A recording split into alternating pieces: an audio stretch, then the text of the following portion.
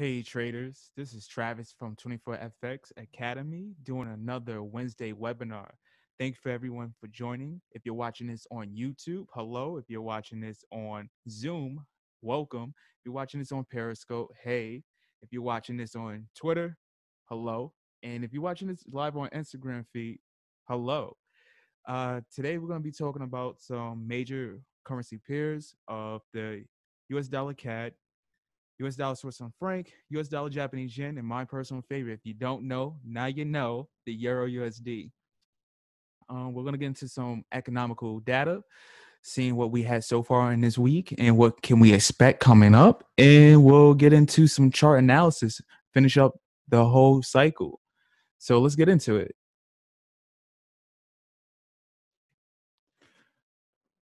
So what we have here is trading economics. If you're new to watching our webinar, this is where I get all my economical data.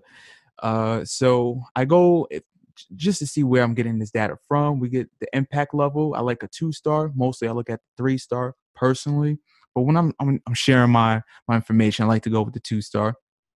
And on Monday, it wasn't a major news here. We had the Chicago Fed active, and also we had in the Dutch market their monthly bank statement. And then Tuesday, this is when things got a little spicy personally. We had our consumer confidence flash for the euro, and which was actually was a negative outlook. But weirdly, when we look at the charts, where it pushed up on a 4-hour, we actually moved up above our pivot point and also close to the monthly pivot point level. So it was just weird.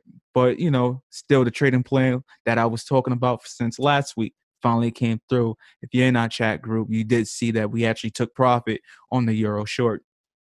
But anyway, and then also we had our Fed speech on Tuesday, in which today we had something, even though it's not on the economical calendar, the Fed actually released their Beige book. Unfortunately, it should start getting on these calendars because it actually affected the market. We'll talk about that, how risk averse that was this week.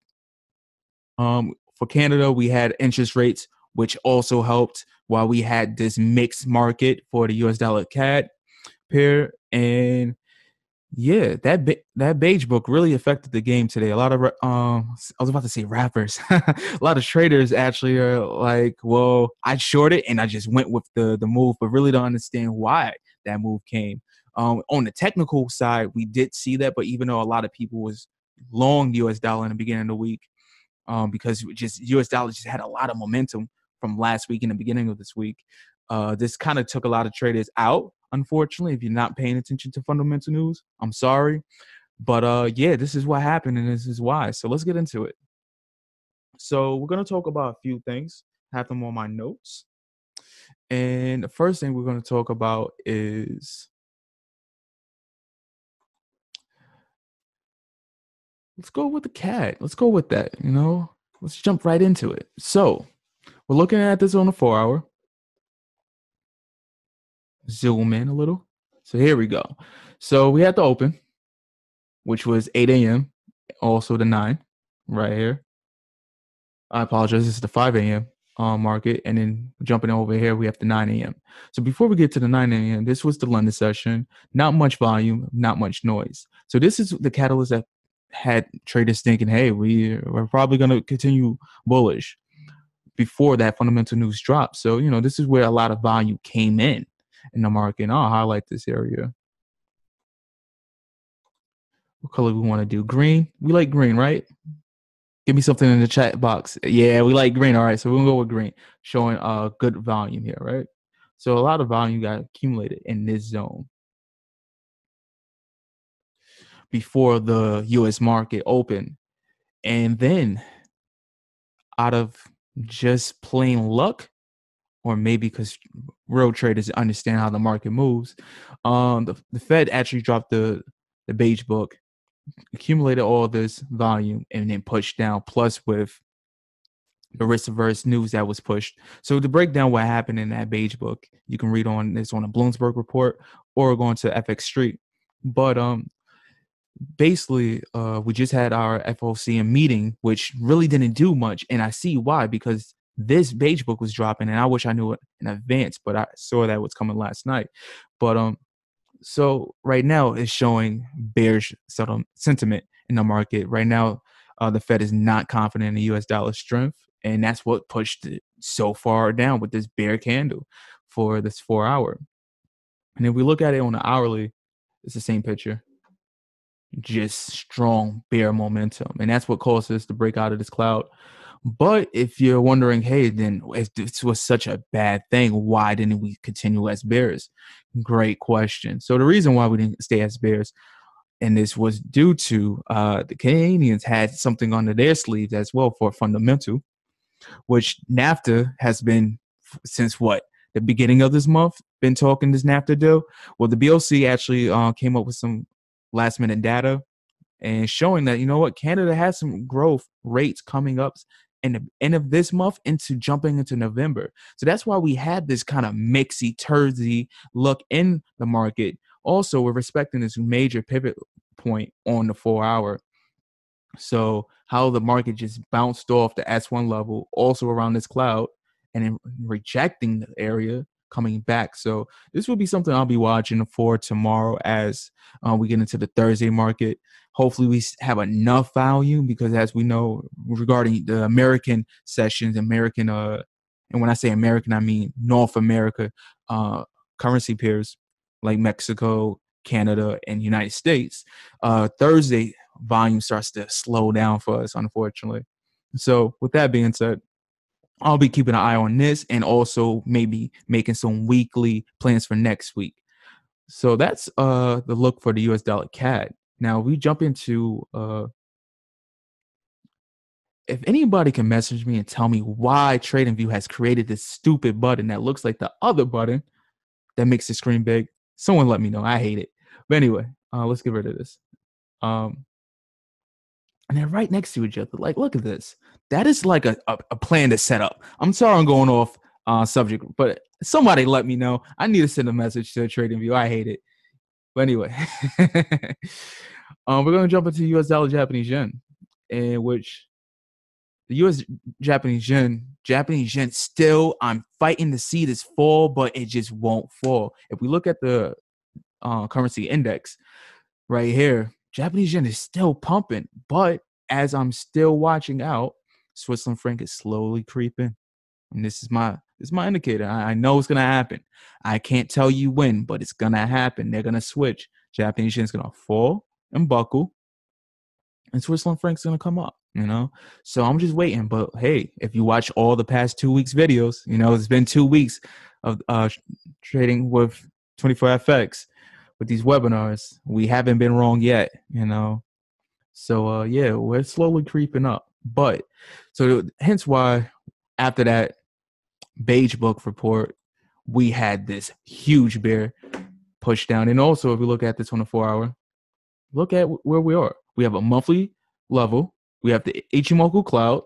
It was just perfect. I can't really tell you as a trader how much I love when the technicals and the fundamentals just clashes and makes a great fucking meal for profit to eat up. But I love it. I just love it. So this is awesome. And I apologize for cursing. It's who I am as a trader and as a person. I won't lie nor hide. So yeah, it was beautiful. It just was a great trade that we took. If you are also in our trading group, this was another one that Paul has sent out as an alert. And if you're looking or missing Paul will be back on Saturday, like usual, doing his Barcelona swagger that we all miss. But yeah, so that was that. And we look at this on a 1 hour to just make sure that this was true bearish momentum. We have it here. We have giant bodies in the candles. We're still respecting the Ichimoku cloud and the 55 level. And look at this monthly level, just not being phased, just right there in the wind. So I love it. I just love it. I just love when a plan comes together. Oh boy, it's just amazing. It's really amazing. So I'm gonna keep the best for last. So coming back to the euro. So we're gonna go from here, left, right, back to the left. So we got US dollar, Switzerland franc. Now this is playing out currently, and I'm keeping an eye on it. But if you're in the chat group, I'm keeping an eye for US dollar Switzerland franc short. Some other traders are still bearish, and I'll take the auto out here and show you this. Traders are trying to get up in here, saying that we can push this level. But if we look at this on a weekly, statistically, this doesn't look like we can do it. And the reason why I say that is, let's overbought area. I'm not gonna lie, I was seeing the same thing earlier last week because I didn't see the strength in the Switzerland franc last week. Didn't see it. So I just also doubled down on Friday looking at the COT report, and that gave me some more confidence to do this short. And if you don't know what the COT report, every Friday we get into those reports on our YouTube channel. So yeah, this is the zone where a lot of traders are, but we just came out this supply zone. And if you look to the past, it's rare that we get back in this area. So we're close to this monthly pivot zone. I'm going to continue to try to short this. I'm just waiting for my catalyst, which is I'm going to try to get into the zone, short it. If we touch this 55, I'll take profit. If we break the 55, catch maybe another 10 pips on a scalp, and then wait. If we can break this pivot zone, short it some more until we get to this Ichimoku cloud, and wait. That's it until we're fully bearish. But that's my trading plan. You don't have to follow it. Like I said, this is not trading advice. It's just my trading forecast and how I see the market, and just sharing some news, guys. So let's move forward to my favorite, the Euro USD. So if anybody's been watching the videos from last Friday and last Wednesday, I've been extremely bearish. I hate to be bearish on this pair. But it is what it is. But guess what? We still made profit. I know in the chat group, I told you guys to get out the trade on Monday because we was touching this monthly pivot point, and I didn't want anybody losing profit. So I apologize for not telling you guys to get back on the trade, because sometimes, my mind slips. I'm over here doing lessons one-on-one with students. So, and I apologize. But I stayed in the trade. Some other traders asked me on a one-on-one message, hey, are we still in this trade? And we took profit. So it was beautiful. Touching our green, take profit with some wicks, and we'll jump into the 1 hour to see what it looked like. So just kissing it, and took it, and then bounced off, came back for a second chance for anybody who was too late to take those profit levels. And now we're, having a retracement back to these levels. I can see this continuing until we can break down to the zone, which is our R3 level. I'm going to just take it until we get out of this green zone. I'll jump back in the Euro session around 3:30, 4 a.m. Eastern time in America. Jump back in if we have enough volume, and then trade this completely down. And that's my goal. But it was a beautiful week so far. Today's Wednesday. We got 2 more days. I'm going to say one day. I really don't do a lot of trading on Friday. It's not enough volume for my liking. But hey, this was our Wednesday webinar. If you have missed the beginning of it, this will be uploaded on YouTube. And thank you for everyone on YouTube watching this live, Periscope, Twitter, Instagram. I just want to thank you and show love. Take care.